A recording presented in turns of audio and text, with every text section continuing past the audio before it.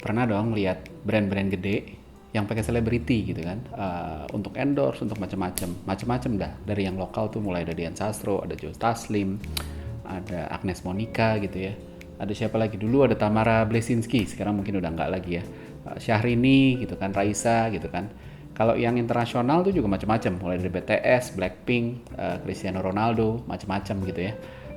Banyak banget deh pokoknya ininya apa, varian-varian selebriti yang digunakan untuk mengendorse ini gitu kan.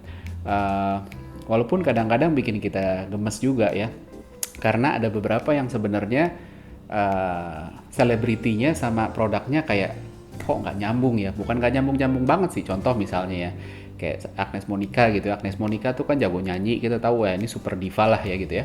Terus habis itu dia mengendorse satu motor gitu ya.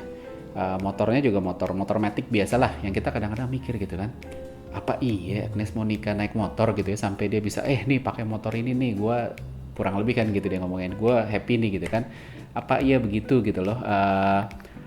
Ya selalu ada yang begitu ya, selalu ada yang nggak nyambung gitu kan. Atau Ronaldo mengendorse satu brand e-commerce yang adanya cuma di Asia gitu kan. Ronaldo hidupnya nggak di Asia, terus habis itu dia endorse brand yang adanya di Asia. Jadi yang kayak gitu-gitu ada aja selalu gitu ya. Nah, cuma kalau kita ngomong soal celebrity marketing ini, sebenarnya apa namanya, bagaimana itu bekerjanya sehingga si brand ini mau memanfaatkannya tuh ada beberapa gitu ya.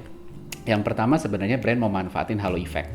Halo effect itu apa sih? Halo effect itu sebenarnya apa ya? Ketika seseorang punya kehebatan di satu bidang, terus abis itu orang punya persepsi bahwa, atau orang tutup mata terhadap kehebatan di bidang lain, sehingga ketika dia endorse sesuatu yang di bidang lain yang bukan keahliannya dia, kita masih percaya oh dia bagus gitu kan. Walaupun ya sebenarnya nggak nyambung banget ya, kayak tadi gitu kan. Agnes Monica memang jago soal nyanyi, soal acting, soal segala macam ya, tapi kalau soal milih motor kayaknya bukan dia yang paling jago gitu ya. Tapi itu tadi gitu kan, life is blind gitu kan, love is blind. Dan apa namanya, rasionalisasinya itu, mereka kadang mikir bahwa kalau orang-orang ini sukses pasti dia milih barang-barang yang terbaik. Akhirnya rasionalisasinya gitu, sehingga walaupun dia bukan orang yang tepat untuk ngomongin soal ini, tapi dia pasti pakai yang kualitasnya nomor satu. Jadi ya udah deh diambil deh, walaupun nggak selalu benar juga karena belum tentu mereka ngerti juga gitu kan. Yang kedua adalah ini sesuatu yang dekat dengan sehari-hari. Kita kalau punya idola, atau nggak usah ngomong idola deh ya, kita naksir sama seseorang gitu, zaman SD, SMP, ya nggak SD sih, SMP, SMA lah ya, mulai naksir sama teman sekolah segala macam gitu kan. Berada deket hal-hal yang berhubungan sama dia aja kita udah deg-degan gitu ya. Naik motor atau naik sepeda bareng sama teman, lewat deket rumahnya aja udah, ini deket rumahnya dia nih gitu kan. Atau tiba-tiba apa namanya, beli tas yang mereknya sama gitu, ini gitulah. Nah jadi ketika kita mengidolakan sesuatu, kita pengen ngerasa dekat dengan si idola kita ini juga gitu kan, dengan cara memakai apa yang dia pakai gitu kan. Itu aja udah cukup bikin kita happy. Nah yang ketiga adalah dorongan untuk membahagiakan dalam tanda kutip, memuaskan idola dengan cara menuruti keinginannya. Jadi kalau si A bilang kamu pakai ini, kalau kita pakai, kemungkinan persepsinya di kepala kita adalah dia bakal happy gitu, karena kita menunjukkan bahwa kita benar-benar fans sejati gitu ya. Padahal belum tentu mereka juga tahu, apalagi kalau ngomong konteksnya endorser ya, mereka juga nggak akan nge-track satu persatu dan lain sebagainya. Tapi ya begitulah gitu kan, cinta yang secara bawah sadar mau kita tunjukin, kurang lebih bentuknya begitu gitu. Nah dari sisi brand ada beberapa hal sebenarnya yang kita bisa manfaatin ya. Yang pertama adalah brand ini mau manfaatin coveragenya. Ketika ada satu selebriti, dia kan punya follower, dia punya fans dan lain sebagainya gitu ya.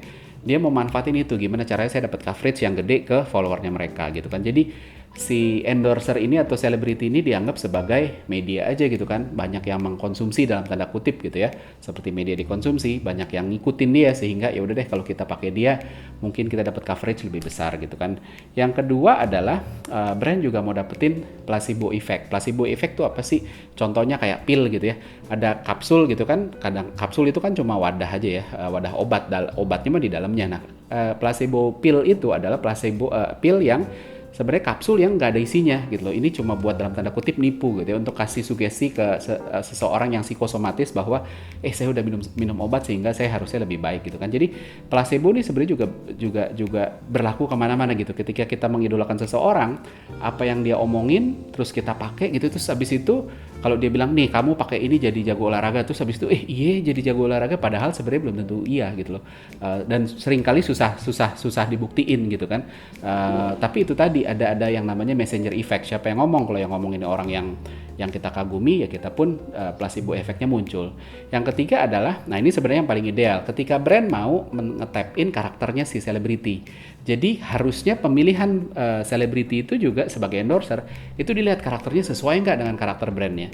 Jadi bukan cuma sekedar asal tenal dan segala macamnya gitu, tapi memang harus memang align, karena pada akhirnya nanti brand kita disimpan di memori itu berdasarkan apa aja yang di sekelilingnya gitu, apa aja yang bisa dikoneksi dengan brand kita. Salah satunya si endorser tadi, si selebriti. Nah kalau selebritinya misalnya contoh kita mau bikin brandnya serius gitu ya, tapi terus habis itu endorsernya ya udahlah yang ada nih sekarang yang lucu gitu kan, komika gitu kan, nggak nyambung gitu. Akhirnya nanti brandnya juga jadi nggak jelas gitu kan. That's why makanya contoh yang paling sering dipakai itu kan si Nike ya, Nike dengan Colin Kaepernick gitu. Dia pakai artis ya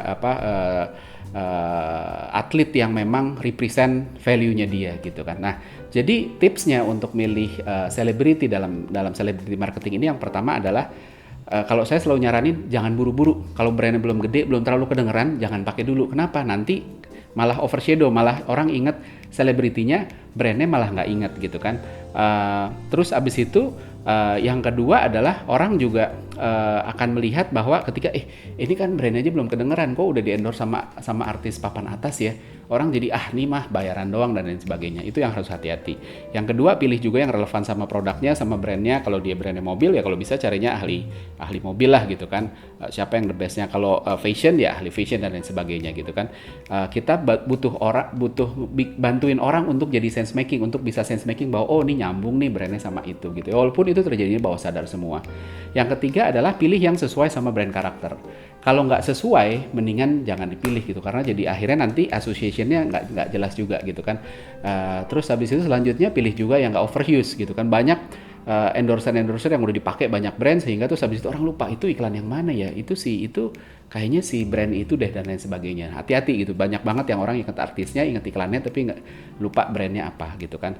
Nah yang terakhir yang paling penting, bisa pakai smart approach. Smart approach itu apa? Nggak harus lalu si endorser pegang produk bilang ini pakailah produk ini yang paling bagus dan sebagainya. Tapi kayak contoh dulu zaman saya baru awal-awal kerja, ada satu iklan namanya iklan Bank Danamon ya. Iklan Bank Danamon itu bikin undian berhadiah gitu kan. Terus pakai Krisdayanti. Nah, bukan dia pakai Krisdayanti itu ngomong nabunglah di Bank Danamon supaya itu habis itu kita bisa menang hadiah dan sebagainya. Bukan kayak gitu, tapi Krisdayantinya dipanggil gitu ya, seolah-olah dipanggil sama si pemenangnya undian ini untuk nyanyi, untuk ngamen dalam tanda kutip di warung soto gebrak pinggir jalan yang kaki lima banget gitu. Jadi dimasukinnya secara pinter gitu loh. Jadi lebih smooth dan orang malah lebih ingat ada twistnya. So celebrity endorsement itu banyak peluangnya, banyak opportunity-nya, tapi tetap harus hati-hati ya.